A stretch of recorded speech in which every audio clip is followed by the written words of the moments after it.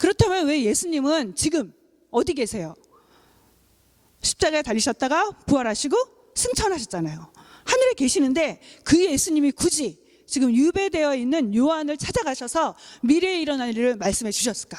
왜 굳이 요한을 통해서 성도들에게 그 종말에 일어날 일을 알려주기를 원하셨을까? 네, 그건 바로 당시에 교회가 처했던 그런 어려움 때문이에요. 예, 교회는 당시의 교회들은요, 내적으로 또 외적으로 큰 어려움의 도전에 직면해 있었습니다. 그러면 그런 어려움은 무엇일까? 네, 내부적인 도전은요, 아까도 얘기했던 것처럼 계시록이 기록된 때가 AD 95년 정도를 보거든요. 그래서 이때 아까 제가 얘기를 했는데 요한을 제외한 사도들은 이미 순교했고, 그리고 신앙 예수님과 함께 살았던 그 믿음의 1세대들은 점점 사라져가던 그런 때였어요. 그러니까 점점 시간이 지나가면서 믿음도 열정도 뜨거움도 점점 사그러지던 그런 어려움이 있었죠. 또 여러분 잘 아시죠? 서신서 공부할 때 얘기했죠. 교회들이 처했던 상황이 있다 그랬죠. 어떤 일이죠? 네, 지난번에 큐티했을 때 잘못된 가르침을 가지고 교회에 침투한 이단들이 있었죠. 거짓 교사들, 거짓 선지자들이 진리를 왜곡시키고 진리를 변질시키는 일들이 일어났죠. 그래서 진리를 수호하면서 교회의 순수성을 지켜야 될 그런 상황이었다라고 지난번에 말씀드렸죠. 그래서 이런 교회가 어지럽고 그리고 혼란스러웠던 때 바로 그 주려는 하나님의 메시지가 있었던 거죠. 또 교회가 당했던 외부적인 어려움이 있었는데 첫 번째는 로마의 박해였고, 또 그것뿐만이 아니라 그 7교회가 처했던 특수한 어려움이 있었는데요. 그래서 바로 그 로마 제국하에서 배교의 위험에 처한 성도들에게 용기를 주고, 하나님은 너희를 지키시고 계셔, 하나님은 여전히 너희를 보호하고 계셔, 그것을 확신시키기 위해서 이 편지를 기록합니다. 그리고 두 번째, 예수님은 반드시 다시 오실 거기 때문에 흔들리지 말고 믿음을 지키라 하면서 격려하는 차원에서 이 편지를 쓴 거죠. 네. 그러면 하나님께서는 왜 묵시문학 형태로 장차될 일을 기록하게 하셨을까? 여러분 계시록 보면 어렵잖아요. 대체 이게 뭘 말하지? 하는 대단히 정말 난해하기도 하고 이해가 안 되잖아요. 그만큼 잘못된 이단들이 그거 가지고 막 이단적인 가르침을 주고 있는데요. 왜 이렇게 상징적인 언어를 많이 썼을까? 네, 첫 번째는요, 하나님이 말씀하시는 것을 세상 사람들이 알지 못하도록 하기 위해서요. 하나님의 메시지를 하나님을 모르는 사람들, 세상 사람들에게 감추기 위해서입니다. 왜 하나님은 감추려고 하셨을까요? 계시록의 메시지가 뭐죠? 세상에 마지막이 있고 세상의 모든 나라들은 멸망할 거야. 하나님이 심판하실 거야. 이 세상의 모든 나라들은 결국 끝이 있어. 세상의 통치가들은 결국은 마지막이 있어. 그걸 말하잖아요. 로마 제국이 이 얘기를 들으면 어떻게 되겠어요? 완전히 국가의 반란죄를 그리스도인들에게 이제 덮어 씌워서 가만두지 않겠죠. 그래서 하나님 알지 못하는 자들에게 숨기려고 묵시 형태로 상징적인 언어를 기록했습니다. 동시에 미래에 일어날 일이기 때문에 다 설명할 수가 없어서 그래서 상징적인 언어를 사용했는데요. 예수 그리스도로 말미암아 은혜와 평강이 너희에게 있기를 원하노라. 네, 요한은 은혜와 평강을 기원하는데요, 축복을 선언하죠. 그러면서 이 은혜와 평강을 왜 빌었을까? 모든 편지에서 공통적으로 은혜와 평강을 빌지만요, 이 은혜, 신약 성경에서의 하나님의 구원 역사를 이루는 가장 중심이 바로 은혜죠. 그리고 구약의 바로 중심 뭐냐면 평강이에요. 하나님의 백성들에게 주기 원하시는 샬롬, 그 구원의 그 은총 속에서 나오는 결과들, 또 구원의 역사를 이루시는 모든 것들이 바로 은혜와 평강 가운데 이루어지거든요. 은혜와 평강을 비는데요, 박해 가운데 있는 성도들, 유혹 가운데 있는 성도들을 이길 힘이, 그 유혹을 이길 힘이 바로 은혜와 평강 가운데 있기 때문에 그것을 축복하는 걸 볼 수 있어요. 그렇다면 진정한 은혜와 평강은 어디서부터 오는가? 바로 예수님으로부터 온다는 거죠. 그리고 4절에서는요, 하나님으로부터 온다. 그리고 7영, 성령님으로부터 온다 하면서 삼위 하나님으로부터 오는 그 은혜와 평강을 비는 걸 볼 수 있습니다. 이 서론에는 이 뒤에 나올 모든 내용을 압축적으로 보여주고 있는데요, 특히 이 하나님에 대해서 이해하는 게 전체를 풀어가는 아주 키워드예요. 그러면 하나님은 어떤 분으로 소개하고 있는가? 4절 말씀, 8절 말씀 읽겠습니다. 이제도 계시고 주 하나님이 가라사대 나는 알파와 오메가라 이제도 있고 전에도 있었고 장차 올 자요 전능한 자라 하시더라. 예, 계속해서 반복하고 있죠. 이제도 계시고 전에도 계셨고 또 장차 오실 리 뭐죠? 과거에도 계셨고 지금 현재도 계시고 미래에도 계신 하나님. 예, 그 하나님, 이 하나님의 표현은요 사실은 그 구약에 나온 개념을 다시 한번 보여주는데요. 예, 이 계시록은요 사실 구약의 많은 내용들을 바탕으로 해서 상징적인 언어를 쓰고 있어요.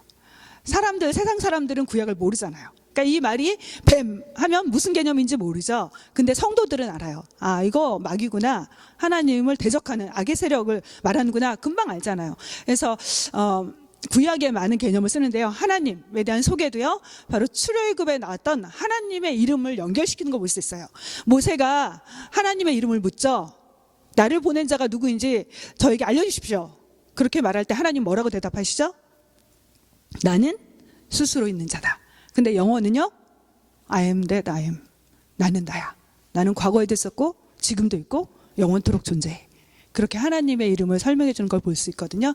그래서 그 하나님, 과거의 하나님뿐만 아니라 현재의 하나님, 미래의 하나님, 모든 시간의 하나님, 모든 시대의 하나님, 언제나 존재하신 하나님, 그 하나님을 계속해서 말해 주는데요. 알파, 오메가, 처음과 나중, 시작과 끝이라는 단어로 설명해 주죠. 사실 알파라는 게 뭐냐면요. 헬라어의 알파벳 첫 번째 글자가 바로 알파예요. 그리고 헬라어의 마지막 글자, 우리 영어로는 A가 바로 알파고 Z, 마지막 단어가 바로 오메가입니다. 그래서 결국 그 말은 처음과 나중, 시작과 끝이 되신 하나님, 역사의 시작이 되시고 끝이 되시고 언제나 존재하시고 영원토록 계신 하나님, 스스로 계신 하나님을 말하는 거죠. 존재의 근원이 되신 하나님, 예, 그것을 바로 이제 그림 언어로 보여주고요. 그 다음에 또 하나 하나님에 대한 묘사가 바로 전능하신 분이라고 나오는데요. 너희가 믿는 하나님은 전능자야. 전능하신 능력으로, 완전한 능력으로 세상을 만드셨고 세상을 다스리고 계시고 심판하실 거야. 그리고 구원을 이루실 거야. 예, 그래서 이 하나님에 대한 묘사를 종합해 보면요, 하나님은 모든 시간 속에서 세상을 통치하시는 분, 다스리시는 분, 주관하시는 주권자다라는 거죠. 그러면서 성도들에게 어떤 의미로 이 말씀이 다가왔을까요? 지금 박해 가운데 있는 성도들에게, 하나님은 우리가 박해를 당하고 있는 이 순간 속에서도 이 세상을 다스리고 계셔. 박해조차 하나님의 주권적인 통치하에 있어. 우리가 지금 심한 환난과 고난을 당하고 있지만 하나님은 여전히 이 환난조차 다스리고 계신 분이야. 주관하고 계신 분이야. 하나님의 주권적인 손 안에서 우리는 환난을 당하고 있구나. 이렇게 이해하게 되겠죠. 그러면서 하나님은 우리의 환난 가운데 우리를 떠나시는 분이 아니라 우리와 함께 하시는 분이구나. 그래서 더 이상 두려워하지 않는다는 위로를 얻게 되겠죠. 네. 이 메시지는요, 사실은 모든 시대의 성도를 향한 메시지이기도 해요. 예. 우리가 어려움 당할 때, 우리가 고난을 당할 때, 우리가 시험을 당할 때 기억하세요. 하나님은 시험 당하는 그 가운데도 함께 하시고 그 시험조차 주관하고 계신 분이라는 것. 때로는 주님 때문에 우리가 억울한 일 당하는 것, 또 주님 때문에 당하는 그런 우리 삶의 위험한 일들, 그런 모든 것들, 환난들, 그 모든 것도 하나님의 주권 속에서 일어나고 있다는 것을 말해주고 있는 거죠. 네, 예, 여러분 미래를 생각하면서 계시록을 보면서 두려워하는 마음, 왜 그러죠? 환난 당하기 두려운 거죠. 그런데 기억하세요. 우리가 환난을 당한다 해도 그 환난조차 하나님의 주권 가운데 일어나고 있다는 것을, 그리고 하나님의 정하신 시간 가운데 일어난다는 것을. 그래서 우리는 두려워할 필요가 없다는 거죠. 하나님은 그 환난 속에서도 결국은 주의 백성을 지키시는 분이잖아요. 그의 백성을 보호하시는 분이잖아요. 성경이 말해주는 그 하나님은 하나님의 백성을 끝까지 지키시는 분, 영원토록 지키시는 분 이라고 성경은 말해주고 있습니다. 우리가 결단을 해야 됩니다. 우리의 믿음, 어떤 믿음이 돼야 될까? 어떤 순간에도 하나님은 우리를 지키신다는 것을 믿고 믿음을 지켜야 되겠다는 그런 결단을 하는 게 너무나 중요해요. 이제 우리의 믿음을 한번 돌아볼 수 있기를 바라요. 네. 믿음을 지키기 위해서, 믿음을 선택할 때 하나님은 우리를 지켜주시고 보호하세요. 특별한 방법으로, 특별한 손길로 하나님께서 건져주세요. 때로는 우리가 주님 때문에 환난 당할 수 있어요. 어려움 당할 수 있습니다. 그런데 그때에도 흔들리지 않는 믿음을 갖도록 여러분 준비하셨으면 좋겠어요. 믿음이요, 큰 믿음이 갑자기 생기지 않거든요. 어려운 일 당할 때 끝까지 믿음을 지키려면요, 예, 갑자기 그런 믿음이 생겨나는 게 아니잖아요. 큰 믿음이 갑자기 생겨나는 게 아니거든요. 그래서 그 믿음을 갖기 위해서 지금 준비하셔야 돼요. 이 계시록을 우리에게 준 이유가 바로 그거예요. 마지막 때 당할 환란이 있을 수 있어. 준비하라고, 대비하라고. 그래서 믿음을 키워가라고. 믿음을 키우는 가장 확실한 방법 뭘까요? 네, 말씀입니다. 말씀과 함께하는 삶이에요. 말씀을 가까이 하는 삶입니다. 말씀을 따라 사는 삶이에요. 그 말씀을 따라 살 때, 말씀을 붙잡고 살 때 여러분의 믿음이 어느 순간 성장할 거예요. 3절 말씀입니다. 같이 읽겠습니다. 이 예언의 말씀을 읽는 자와 듣는 자와 그 가운데 기록한 것을 지키는 자는 복이 있나니 때가 가까웁니다. 때를 사는 지혜이고 복된 삶의 비결이에요. 하나님의 복은요, 말씀과 함께 가요. 복 있는 사람은 주의 말씀을 주야로 묵상한 자다. 하나님 말씀하시는 형통은요, 말씀과 함께 하는 겁니다. 이 율법책의 말씀 가까이 할 때 하나님께서 우리를 형통케 하신다고 하셨죠. 그 다음에 하나님의 뜻은요, 예수님을 통해서 이렇게 이루어 가시는데 예수님에 대한 묘사는 어떻게 나오는가. 네, 이 부분이 정말 전체를 풀어가는 아주 중요한 부분인데요. 같이 읽겠습니다. 충성된 증인으로 죽은 자들 가운데서 먼저 나시고 땅의 임금들의 머리가 되신 예수 그리스도로 말미암아 은혜와 평강이 너희에게 있기를 원하노라. 우리를 사랑하사 그의 피로 우리 죄에서 우리를 해방하시고 그의 아버지 하나님을 위하여 우리를 나라와 제사장으로 삼으신 그에게 영광과 능력이 세세토록 있기를 원하노라. 아멘. 네, 이 부분은요, 영광의 노래라고 하고요, 찬양, 송영이라고 볼 수 있는데요. 네, 이 말씀에 소개된 예수님은 어떤 분인가? 첫 번째, 충성된 증인, 신실한 증인. 두 번째, 죽은 자들 가운데서 먼저 나신 분, 예, 부활의 첫 열매가 되신 분. 그래서 하나님 나라의 상속자. 그리고 부활의 문을 여신 분, 승리자임을 보여주죠. 죽음을 정복하시고 승리하신 분임을 보여주고요. 세 번째는 땅의 임금들의 머리다. 이건요, 이 세상에 많은 왕들이 있지만 왕 중에 진정한 왕은 예수다. 이 세상에 통치자들이 많지만 진정한 통치자는, 가장 탁월한 우월한 통치자는 예수님이다라는 것을 보여주고 있죠. 네, 그러면서 계시록의 전체 표어가 나타나는데요, 바로 7절 말씀입니다. 같이 읽겠습니다. 볼지어다 그가 구름을 타고 오시리라. 예, 그 유명한 마라나타. 네, 이 마라나타가 계시록 전체의 가장 중요한 주제예요. 주님 어서 오시옵소서. 주님은 반드시 오십니다. 그래서 계시록 서두에서 이 고백하는데요, 계시록 22장에서 다시 반복돼요. 아멘. 주 예수여 어서 오시옵소서.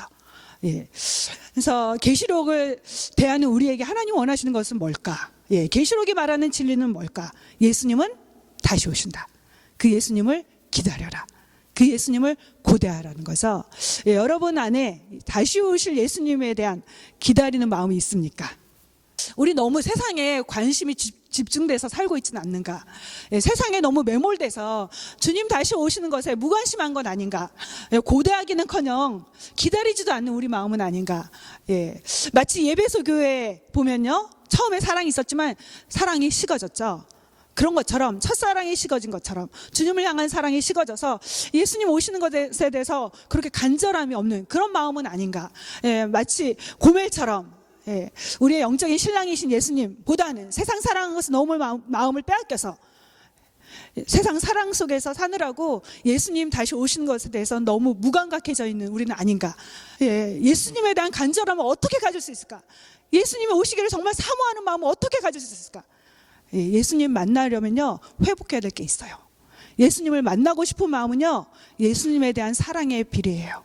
여러분, 왜 예수님은 오실 때 성도들에게 어려움 당하지 않고 그냥 오시지? 왜 환난을 당하게 하실까? 왜 우리 삶에 예수 믿는 사람들의 삶 가운데 고난이 있을까? 왜 예수 믿는 사람들의 삶에도 질병이 있을까? 왜 실패도 있을까? 왜 어려움도 있을까? 왜 환난을 하나님은 허락하셨을까? 왜 그럴까요? 환난이 없으면 세상을 향한 사랑의 마음이 주님께로 돌아오지 않기 때문이에요. 우리는 비로소 환난 속에서, 고난 속에서 정말 중요한 게 뭔지를 보게 돼요. 환난을 당하지 않으면요, 세상 것이 가치 있고 영원하고 좋은 거라고 생각해요. 근데 비로소 고난 가운데 있을 때, 아, 그게 아무 소용이 없었어. 그게 다 쓸데없는 거였어. 그건 내 영혼에 전혀 도움을 주지 못했어. 정말 내 영혼에 유익한, 가장 중요한, 가장 필요한 분, 주님밖에 없다는 걸요, 고난을 통과할 때 깨닫게 되거든요. 비로소 고난의 극심한 아픔 속에 있을 때 정말 이 세상은 영원하지 않구나, 내가 믿고 의지할 분 주님밖에 없구나, 내가 정말 사랑해야 될 분은 주님밖에 없었어, 그걸 깨닫는 순간이 고난의 불시련이거든요.